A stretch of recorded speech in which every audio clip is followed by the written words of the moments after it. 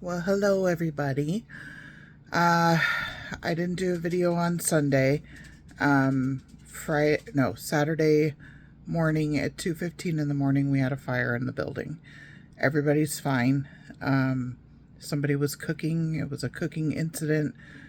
It was terrifying. I thought it was a false alarm because we've had one before. So I didn't even put on a jacket. It was snowing outside. It was freezing. Um, Turned out to be real. There were firefighters and police outside. Um, it was scary. Really, really scary. But everybody's fine. Thank God. So, yeah, I just did not feel like doing this on Sunday, but I can do it today. We're having a storm here. It's a 3-day storm, and I'm pretty much inside. It's not that bad right now. It kind of comes and goes. There were whiteout conditions yesterday. Today's day 2. It's supposed to be really bad today. Nothing so far, really. But we shall see. So I'm going to go ahead and read you guys chapters 14 and 15 in my book, She Will Sing, She Will Cry Out. So chapter 14 is titled Wrestling the Anxiety. This was on 7/21/2022. This was day 14. As always, I start with a quote. This one's from Brene Brown. Courage starts with showing up and letting ourselves be seen. Not my words. I'm proud of myself.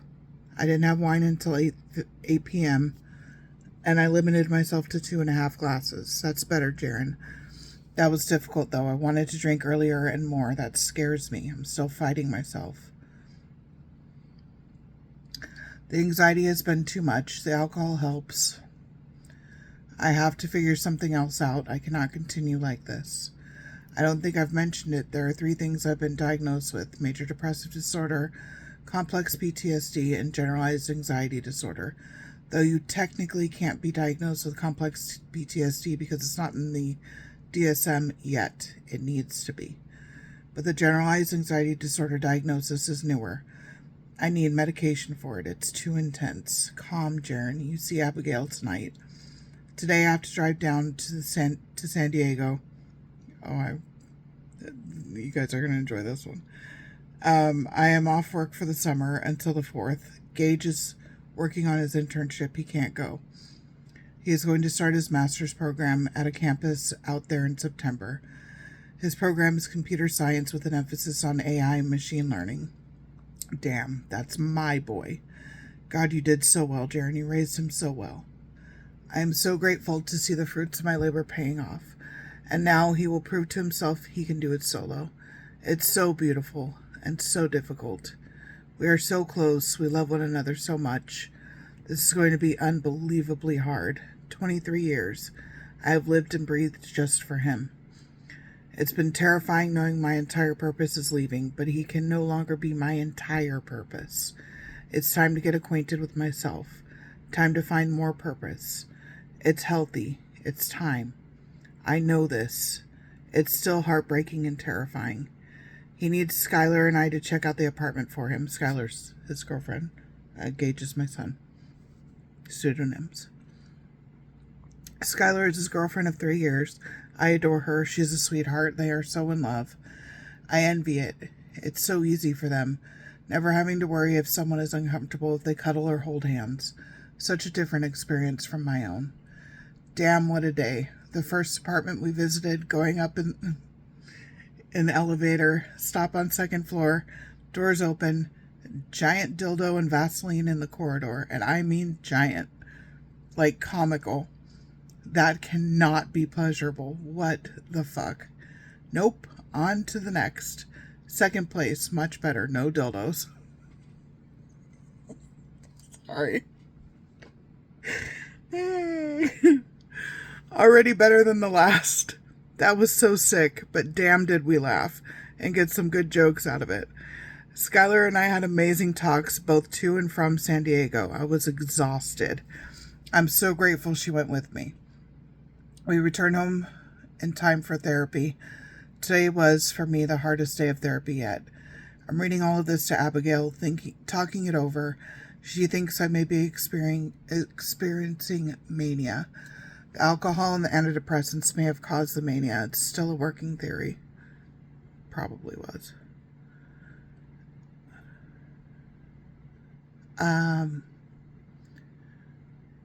Couple hours of sleep a day, basically no appetite at all.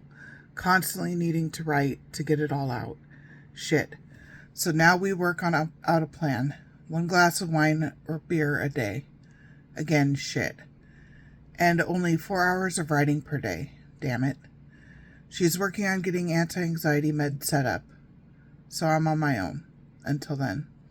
So now it's time for healthier methods of coping with the anxiety. Swimming. You need to swim. You will have the pool to yourself at night. Time for laps, exercise, tire yourself out. It will help with the anxiety, and it should help you sleep. There, at least I have a plan. That's actually a really good plan. It was. And Jaren, it's time to go get a bike again. You can ride at the beach. You love it. It may be difficult with your back, but you can do this. Go try some out. See if adult trikes are better for your back. Devlin loves hers. Devlin was a friend from work, but turned out to not be a friend, and most likely a narcissist herself. Horrible person. Though I'd prefer a regular beach cruiser. Whatever works best, Jaren, just get one and start using it. Therapy was really hard today. We are slowly getting through this. We went over some of the hardest work today and ended with me lying about Adia. I couldn't even bring myself to look at Abigail. I'm so ashamed. She tried to reassure me, but this one I don't know how to forgive myself for.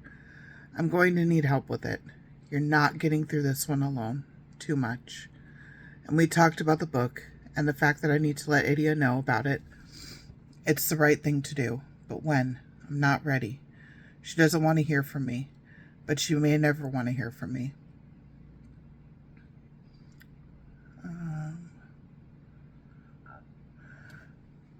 So maybe I should just get it over with. I don't want to hurt her. I don't want to trigger her. I don't want to cause her discomfort. I just want to be real. If there are things I need to change for the book so she will be okay with it, we need to talk about it. Or at least I need to give her the opportunity to choose to discuss it or not. That's the right thing to do.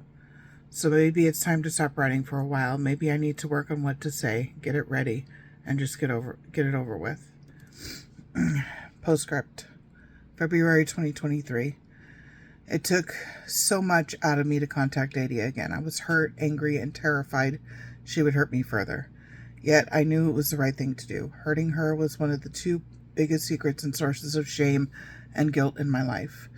I don't believe I could have ever opened the door to true healing until I dealt with this.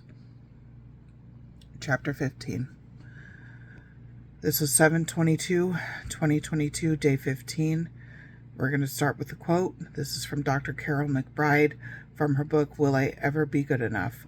Fantastic book. The book that opened the door to me to show me that the maternal figure was most likely supposed to be diagnosed with NPD. So it says, narcissistic mothers teach their daughters that love is not unconditional, that it is given only when they behave in accordance with maternal expectations and whims. As adults, these daughters have difficulty overcoming feelings of inadequacy, disappointment, emotional emptiness, and sadness. They may also have a fear of abandonment that leads them to form unhealthy romantic relationships, as well as a tendency to perfectionism and unrelenting self-criticism, or to self-sabotage and frustration. Okay. My words. Well, isn't this a fine welcome to Friday? I got up at 7 an hour ago. I was good last night, only half a glass of wine, and my body is pissed about it. I keep vomiting, so what the fuck? Withdrawal? Could that be a thing after such a short period of drinking too much? Maybe. But I think it's more. I think this is taking a toll on me right now. All of it, the highs and the lows. I really think my body is trying to purge itself right now. All traumas that are presenting themselves front and center. Now roll call. Who's all here? Oh, you poor soul. There's so many more to come. Time to let it out, write about it, talk about it, think about it, now relive it again and again and again and again. Now let's release it from the body and purge, head in bucket, hands on keyboard. Because I must march on, soldier through, Jaren. So much more to do. No time to halt. There's so much more. Slowly, calmly. It's okay. You're okay. You slept more last night. 4 hours. Still not enough. But better. Steps toward a healthier you. Good, Jaren. I'm proud of you. It's also probably nerves. I contacted Adi. I left her a message. Told her about my book. I needed to, but God, I didn't want to. I think we both blocked each other on Facebook, so I messaged her on Instagram. I don't know when she'll see it, but that's good. No worrying about it. She'll see it when she sees it. Don't worry about it. Focus on you. Remember your focus. Remember your progress. Love yourself. All right, sweet girl. Time to get to work. Slowly, Jaren. If you get anxious, simply stop writing. It's okay. None of it is going anywhere. God knows that. So easy does it. Okay, where did we leave off? Marjorie Taylor constantly saying the faux father isn't my real dad growing up. This one is very much long-term and ongoing. Whenever Marjorie Taylor was angry with me, her jealousy always made an appearance. It was always that way. She's 2 years younger than me. We both tortured one another growing up, each going through our own hells, side by side, but alone. We are very different people, always have been, but her constant reminders that the faux father is her dad, not mine, is too much. But I never saw him that way. But the constant reminders from Marjorie Taylor that I was different upset and wore me out. The faux father would correct her when he heard, but there were so many times he didn't. And the maternal figure instigated and exasperated the situation. She would smile when Marjorie Taylor would say this. She knew how deeply it hurt me. She loved it. She thrived on it. So sick. And Marjorie Taylor loved the attention she received from the maternal figure. It emboldened her cruelty over the years. It was a lot to take. It continues to be. Took a break. Good. Little breaks in between. Don't get overwhelmed. Let's do another. The maternal figure having panic attack on bridge, backing down on-ramp. I wasn't there for this. I was probably 7 or 8 years old, and I have heard the story many times. I think the story is a trigger for me, however, because the maternal figure had many panic attacks. Many times. The maternal figure was driving with Marjorie Taylor on the freeway. I think I was at school or something. The maternal figure didn't realize that the freeway took her onto a huge pair of bridges north of Long Beach, where all the cargo ships and containers are. The maternal figure, in a panic, confronted the bridges, but her fear was palpable. She had to flee. She reversed down the freeway on-ramp into oncoming traffic, with Marjorie Taylor in tow. It had to be so frightening for them both. Weeks later, we took a trip as a family to those bridges. The maternal figure in the front passenger seat, the faux father driving. We, as kids, thought it was fun. Yet the maternal figure struggled profusely, tears and panic from the front seat. Stop crying, the maternal figure. What's wrong? They're just bridges. I don't understand. I do now.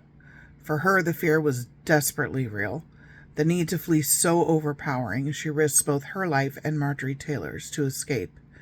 Yes, I understand that. I can empathize with that, and my heart still breaks for her. Ah, Jaren, you're doing so well today. I'm very proud of you. You just took a nap for 1.5 hours. The last bit about the bridge triggered and upset me. I made myself stop and go relax and ultimately fell asleep. Excellent job. You're being so good to yourself today, loving yourself. So proud. Okay, 3 deep breaths. Let's go again. The maternal figure having panic attacks while driving, going to the hospital in ambulance, 7 or 8 years old. Okay, you know this has close ties to the last one. The last one triggered you. This one might also. Kindness, love, breathe.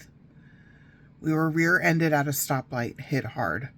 I didn't understand what happened. It was so fast. 1 second, Marjorie Taylor, the maternal figure, and I are talking. The next, bam! He must have been going pretty fast because that was a lot.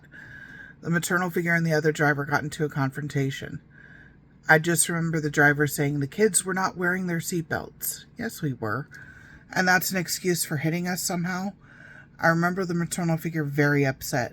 I don't remember if this was one of the times we went to the hospital. Her having panic attacks while driving was not new. A lot of these meld together, and I'm not sure where each incident starts and stops and the next begins. I know the maternal figure ended up at the hospital at least twice because of them, her kids in tow. I remember because of the coloring books. So help me, they gave us new different coloring books each time we went to the ER. So weird, that's what I remember. And I remember quite a few coloring books from the hospital. So I am not sure if this was a separate incident or not. I remember pulling into the gas station. I just thought we were getting gas. And when the maternal figure returned, she was upset. She'd been crying. What's wrong? Ambulance. It's okay, girls. Come with us. We rode in the back of the ambulance off to the hospital again. I just didn't understand what was happening to her. Okay, I handled that pretty well. I took another break right after, and I can come back now. Next one. Seeing Jay's penis. 6 or 7 years old. This one hurts me because it was my fault. I think the maternal figure was pregnant with Ryan. We are 7 years apart. So I had never seen a penis that I could remember. I was curious. We used to play with a brother and sister. They were very sweet, which makes me feel even worse. I kept asking to see Jay's penis. He didn't want to show me, so I ignored him completely until he gave in. And the second he flashed it, I panicked, knowing instantly I should not be doing this. The parents found out. He was made the villain. We were no longer allowed to play together. No more birthday parties. It's my fault. I did that to him, and I think of him often, hoping I caused no long-term trauma for him. I have a lot of guilt over it. All right, took a longer break. This is actually working a lot better. I haven't had the anxiety really today. Totally manageable. Thank God. Okay, next one. The maternal figure leaving me to walk home from the mall. Getting in trouble, 6 or 7 years old. We had gone to the mall. We were finished shopping. The maternal figure was messing with my mind. She thought it was funny. She kept threatening to leave me and make me walk home. So she gets in the car, as does Marjorie Taylor.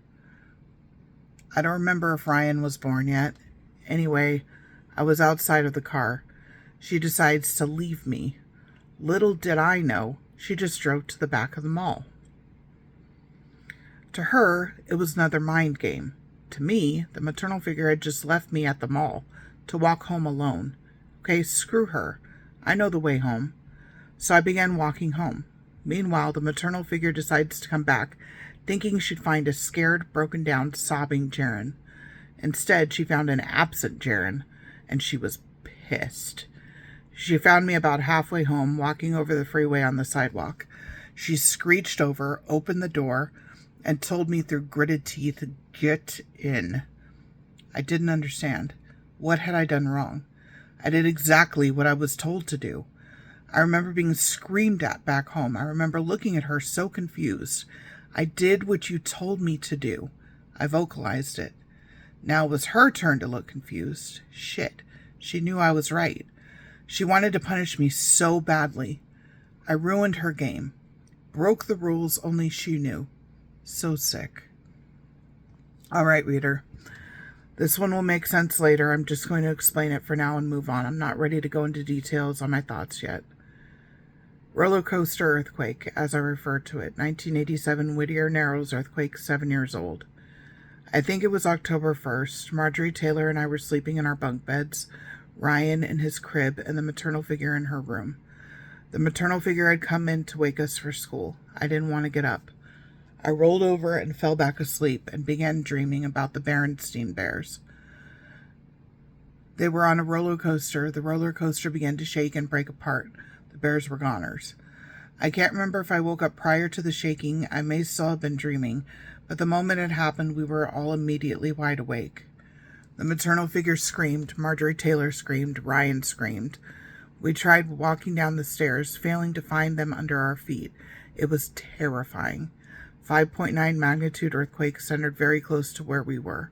First earthquake I remember. We all found shelter downstairs, I under the coffee table, and it terrified us all so badly. We all slept downstairs in the living room for a week, except me. I slept there for 2 weeks. I was terrified to go upstairs. I believed that the next big earthquake would be so big, the upstairs would collapse, and for whatever reason, I thought that coffee table was my armor. Years later, at the first possible second, I left California, partly because of the earthquakes. They have always terrified me since that day.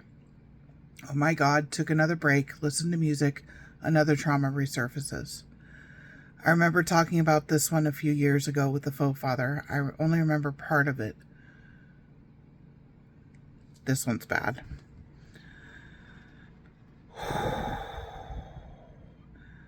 And I was so confused, maybe 4 or 5 years old. What I didn't remember was falling at our pool. I slipped, one leg into the pool, one leg on the sidewalk, catching the edge of the pool right on my private area. And I was cut. I very much remember the pain now, and I think it knocked the wind out of me. The part I remembered all of my life essentially was back in the house afterwards. Instead of taking me to the hospital as they should have done, they propped me up on the rocking chair, underwear off, screen door right there, anyone could see. And the maternal figure and the faux father looked at me themselves for what felt like forever. I guess to see how bad the cut was. I don't ever remember feeling that uncomfortable, exposed. It was embarrassing. The cut was painful, the situation was confusing, and I just wanted them to stop looking at me there. That's what I remember. Not going to the hospital. I don't think we did. Just some looking at me. Jesus. So many new things for the timeline. All right, on to the next. The maternal figure and the faux father fight, where the maternal figure was throwing all the food and the faux father left, 7 or 8 years old. Marjorie Taylor and I were in the living room. The maternal figure and the faux father were fighting. But I had never been exposed to this type of fight before. I had no idea what the fight was about, but it was beyond intense. Screaming, cursing, scary. It's just getting louder. And the faux father isn't usually this loud back with the maternal figure. The maternal figure in the kitchen. The faux father comes in the living room. Small space between. The maternal figure goes psycho, starts picking up all the food and begins throwing it. She was aiming for the faux father, but Marjorie Taylor and I were collateral damage. It was madness.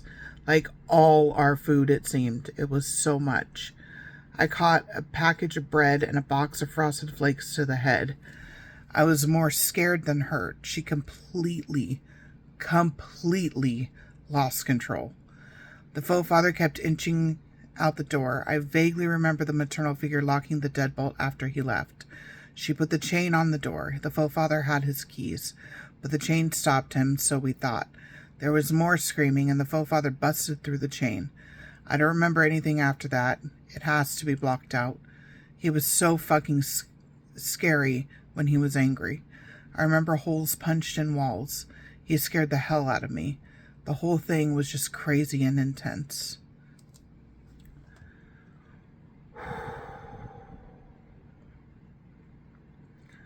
I hate this one so damn much. The maternal figure hanging my underwear outside for the neighbors to see, and not letting me get them. Me getting in trouble for trying to do the same thing to her, 9 or 10 years old. This was humiliating. She loved to humiliate me. There was no antecedent that I can recall. As I have stated, she loved to humiliate. It brought her great pleasure. So she took my underwear and hung them from the lamppost outside our apartment. I was not allowed to retrieve them, and if I tried, I would be severely punished. Give her nothing, Jaren. She's screwing with you again. I tried not to cry. I tried to act like it didn't bother me, but she was ruthless. And I was at her fucking mercy. Then she got Marjorie Taylor involved. Friends would walk by and Marjorie Taylor would point out the underwear. The maternal figure and Marjorie Taylor laughing hysterically. Anger, humiliation, shame. Fuck you, the maternal figure. I went upstairs and grabbed a pair of her underwear and went to hang hers up and retrieve mine. She was at the screen door so fast. I had no time to get out. Plan foiled. And now she is what? Angry? Satisfied? God damn it, I hate your fucking sick games. So tired. Will there ever come a day when I don't endure this? I was so stuck at her mercy. No matter how clever I tried to be, I could never outmaneuver a lunatic. One day, the maternal figure, one day you won't be able to hurt me any longer. Welcome to the dawn of that day. That still elicits a great deal of anger from me, and I haven't seen that anger lately. It's justified. I just wasn't expecting the level of anger I have about how I was treated. That little girl did not deserve that by any stretch of the imagination. I'm angry for her. All right, let's look at the next few. 10 or 11 years old, leaving Westminster and going to Moreno Valley. This is where it gets bad. 11 years old, Butterfield Middle School, 7 doors, getting punched in the head. 10 or 11 years old, burglar at Moreno Valley house. 11 years old, the maternal figure having me walk in on the faux father in a compromising situation. 2 a.m., what I heard them saying, the faux father left. 11 years old, the maternal figure making me stay with the kids while she was out with Donald. No food except frozen burritos. Shit. Here's where things get insane. 11 years old, 11 years and 15 years were the worst years of my life by far, and 4 years old. Reader, you have been warned. This is going to get extremely difficult. Leaving Westminster and going to Moreno Valley. My heart broke when we moved. Westminster, our Fenway apartment, was all I had ever known. I had lived in that apartment nearly my entire life, and I left the safety of my school and teachers to go to middle school. I went to 2 different middle schools in Westminster. Now I would go to my 3rd in 1 year in Moreno Valley. This was scary. I had to leave so many people and things I loved. The maternal figure and the faux father bought a 4-bedroom house. The faux father had received a promotion at work. We could finally afford a home. But the faux father was gone a lot. He had to work in the LA area, so he commuted every day. And it was a very long commute. It was a very stressful time. The move was a lot on me. Things were about to come to a boiling point at home. I can't bring myself to go to Moreno Valley to this day. I'll show you the picture. This was me at 11 years old, in 6th grade in the Moreno Valley house. Butterfield Middle School, 7 doors, getting punched in the head, 11 years old. 6th grade was hell. By the time I got to Butterfield, it was my 3rd school for 6th grade. I hated Butterfield. So much happened there in such a short amount of time. The school was not in the greatest of areas. I was culture shocked from day one. Lots of pressures, kids making out all over campus, kids much bigger than I, suddenly going from class to class instead of staying in one class. I didn't bond with any of my teachers. I was always on high alert while on campus. I made friends with the wrong girls. And I got a boyfriend who spoke to me like trash. I remember I told him that one day I would be a writer, that I would make that dream come true. He laughed at me, said it would never happen. Asshole. I told him that I would mention him in my first book. Hey, Travis, I did it. Suck it. God, that felt good. I dumped his ass shortly after that. I had a major crush on another boy, Art. He was so sweet and treated me so well. And I really did have strong feelings for him. Strange. I have felt strong feelings for the opposite sex, but only a handful of times. Art was a major crush. He finally found the courage to ask me to be his girlfriend, but our teacher heard about it and blurted it out to the whole class. Art and I were both humiliated. Art completely retreated from me after that. I was crushed and so angry at that asshole teacher. School went from my haven to my hell, and home wasn't safe. The maternal figure was there. I was miserable. I was never relaxed. I was always on high alert, awaiting the next drama. One day I came to school, something was way off. Everyone was quiet, huddling in small groups, whispering. What the hell is going on? I asked one of my friends. Everyone was playing a game around campus. It was called 7 Doors. I was intrigued. Tell me more. It was so bizarre. One kid would sit with their eyes closed. Another kid would stand behind them and rub their temples and guide them through what I see now as some kind of guided meditation. The player would imagine themselves in a room with no windows, just 7 doors. Each door specifically marked with its chronological number. The goal was to find the man in white behind one of the doors. Then the game would be over. You escaped. The man in white represented good. However, each other door held nightmare scenarios. And if you chose one of these doors, you must figure out how to escape or you would die. And the rumor was that if you died in the game, you died in real life. The last important part, the man in black. Behind one door was the man in black. He was pure evil. If he caught you, you were dead. So does everyone understand the rules? Okay, great, let's play. I watched my friends play this insane game. My friend appeared to be in a trance. She was being guided by another friend. She chose to open one of the doors. No man in white, but no man in black either. She entered the room. It began to fill with water. The girl panicked, began freaking out. A crowd began to form around us, watching the spectacle unfold. She full-on had a panic attack in front of us. She was gasping for air. It was terrifying. I didn't understand what the hell was happening, but I'm sure the devil in my head fiasco had to be going through my mind. This insanity went on all day. Different groups, different freakouts, panic, ambulances called, and then pure mass hysteria. I just wanted to go home. The shit was too much. God, I hated Moreno Valley. It was nothing but madness and no sign of safe to be found. There were psychologists on campus the next day. Every homeroom was talked to. The one who came to our homeroom did a phenomenal job. He did a demonstration. He put a pendant on a string. He held the end of the string so the pendant was right above the floor. He told us that the magic forces would make the pendant move in circles, all on its own. I was fascinated. I watched as the pendant began to move. Slowly first, small circles, building up speed and momentum. Watching the psychologist's hand to make sure he wasn't moving it. But I knew there had to be a catch. There was more to this. I was more fascinated with my classmates and their reactions, watching them try to figure it out. He explained that it in fact wasn't magic. He explained the power of suggestion. He explained that subconsciously his hand had made that pendant move. It's all in their heads, Jaren. The panic and chaos of yesterday was caused by an illusion. I fell in love with psychology and sociology from that experience. Okay, I need to see how much more there is. Okay, next and final reason of my hatred of Butterfield. I was in my PE class. We were sitting on the field. Our PE teacher was lecturing us.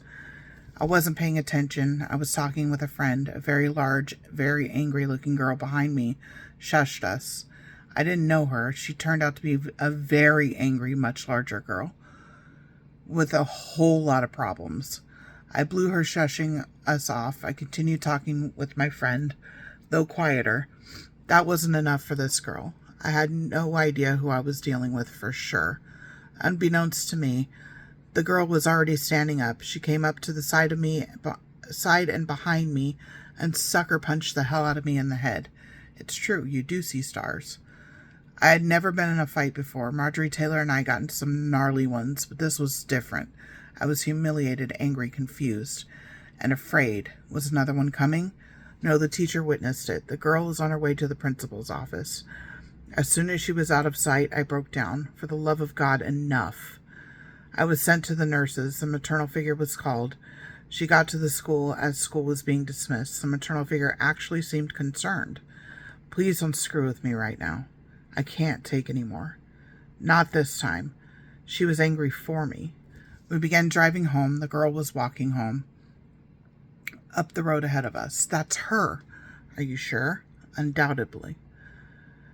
The maternal figure pulled the van over behind the girl on the side of the road. She got out of the van and confronted the girl. Holy shit, I was afraid, but also confused because I wasn't used to the maternal figure standing up for me. Whoops. Bad idea. The girl charged the maternal figure like a raging bull. The maternal figure panicked and jumped back into the driver's seat. She locked the door. The girl tried to open it after her. She pounded on the window. She screamed. She threatened. She wanted after the maternal figure so badly. I was absolutely frozen with fear in the back seat. The girl went to the front of the van. She began kicking the shit out of it. The maternal figure saw her way out and rapidly reversed and got us the hell out of there. There was no way in hell I was ever going back to Butterfield after that. That was my last day there. The parents were actually very concerned for my safety if I were to return. I was moved to a different school, a much better school. But relief is short-lived, always has been, because the worst trauma in my eyes happens next, and I can't bring myself to write about it. Again, I have an old journey entry about about the incident. I will copy and paste that and then discuss further if needs be. That'll be the next video. I can't. That's the next video. All right, postscript, February 2024. Damn, there was a lot in that chapter. The drinking. I am so grateful that I was beginning to catch on that it was becoming a problem. I was desperately trying to control the anxiety, and the only way I knew how was to reach out for alcohol and self-medicate. I have not had a problem with alcohol since before my son was born. I didn't see this coming at all. Plus the fact that I was reverting back to when I was about 17 years old. That was when I would really drink.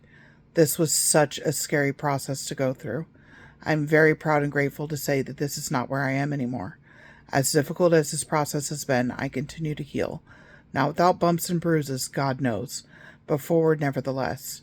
Instead of going over all of the traumas listed in this chapter, I want to focus on one in particular.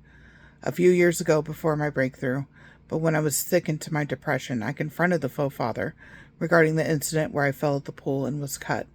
As I stated, I only remember the maternal figure and faux father looking at my private area, and I could not fathom why they did this. I confronted him at his house in the garage. It was just him and I wasn't doing well, and I was having a difficult time hiding it. He asked what was wrong, and I questioned him about this incident. Jaren, you don't remember falling at the pool? Holy shit, that was all it took. The memory of slipping, the ungodly pain, the crying so hard I couldn't breathe. It all came flooding back with a vengeance. During this conversation, he tied the two incidents together. I slipped at the pool, and they looked at the cut. For some reason, the trauma split in two for me. At least, I think they did. But now I can't be sure. He has read this part of the book. This was the incident that he read about, which seemed to infuriate him the most. We never looked at you there. What? Yes, you did. And I thought it was innocent, but now I'm not so sure. Why in the hell would he deny and try to gaslight me after what we spoke about in the garage? He even had the audacity to tell Bo, which she then told me, you put the maternal figure and the faux father's faces on the doctor and nurse's faces to make you feel safer. What? That's complete bullshit. And how dare she gaslight me by proxy? He has stated that they did in fact take me to the emergency room. I don't know if that is true or not. I don't remember. What I do remember is sitting in our living room in the rocking chair. They were looking at my private area. The maternal figure bent down, the faux father over her shoulder. I was unbelievably uncomfortable. The front door was ajar, and I stared out the screen, terrified that someone would walk by and see what they shouldn't see. It was awful. It was traumatic, and it did happen. This is not the first or last time he has tried to gaslight me. Most of the times he succeeded, not always, but most of the time. I will explain more in the following chapters. This reaction from them, more than any, has forced me to go completely no contact, and it will stay that way. The lying about this incident has made me wonder if there was more that I have suppressed. I struggle with that daily. I don't know. And I don't know if more trauma flooding will bring back memories my mind was not able to handle. The suspicion is enough for me to never be in the same room as my abusers if I can help it. That was long. Holy cow. I need to go. I have to work in a few minutes. Thank you so much for listening. We'll go to chapter 16.